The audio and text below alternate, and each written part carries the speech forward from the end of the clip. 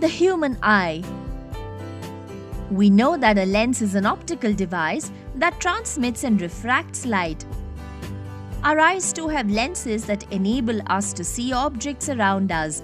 Let us see how the eye is put together and how it works. At the very front of the eye is a transparent structure called the cornea that helps to focus incoming light.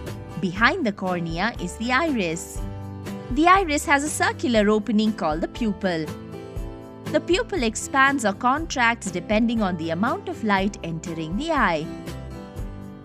Situated behind the pupil is a colorless, transparent crystalline convex lens surrounded by the ciliary muscles. The muscles hold the lens in place and help to change the focal length by adjusting the curvature of the lens. To view a distant object, the muscles relax, the lens becomes thin, and its focal length increases. To view a nearby object, the muscles contract, the lens becomes thick, and its focal length decreases. This ability to adjust its focal length is called the power of accommodation of the eye.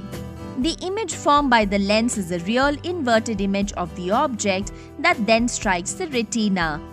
The light-sensitive cells in the retina convert the light into electric signals that are relayed to the brain. The brain converts these electrical signals into the images that we see. The minimum distance at which the eye can see objects clearly is called the near point or least distance of distinct vision. In a normal eye, it is 25 centimeters. The farthest distance up to which the eye can see objects clearly is called the far point of the eye. In a normal eye, it is between 25 centimeters and infinity. The eyes can gradually lose their power of accommodation, resulting in blurred vision due to refractive defects. There are 4 common refractive defects of vision that we shall look at and see how they can be corrected. The first defect we look at is hypermetropia, also known as far or long-sightedness, in which nearby objects cannot be seen clearly as the image is formed behind the retina. This is due to the increase in focal length of the lens and decrease in the length of the eyeball. This defect can be corrected using convex lens of suitable focal length.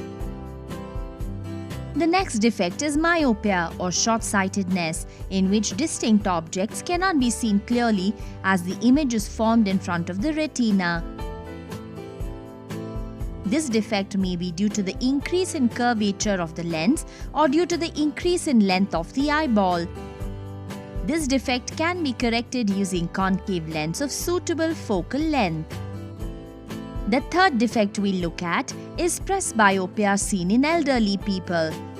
Here, nearby objects cannot be seen clearly due to the increase in the distance of the nearest point. This may be due to the weakening of the ciliary muscles or due to the decreased flexibility of the lens. This can be corrected using a convex lens of suitable focal length. At times, both nearby and distant objects cannot be seen clearly, and this can be corrected using bifocal lens. The upper part is concave, correcting distant vision, and the lower part is convex, correcting near vision.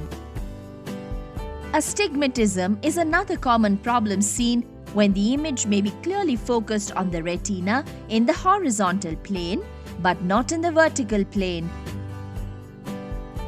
This defect may be due to an irregular curvature of the cornea or lens. This can be corrected using glasses with cylindrical lens. Things to remember.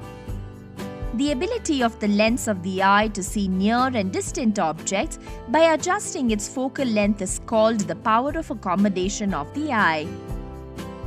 In hypermetropia, nearby objects cannot be seen clearly. This can be corrected by using a convex lens of suitable focal length.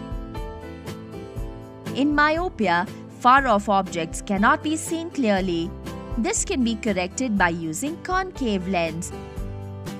In presbyopia, both nearby and distant objects cannot be seen clearly.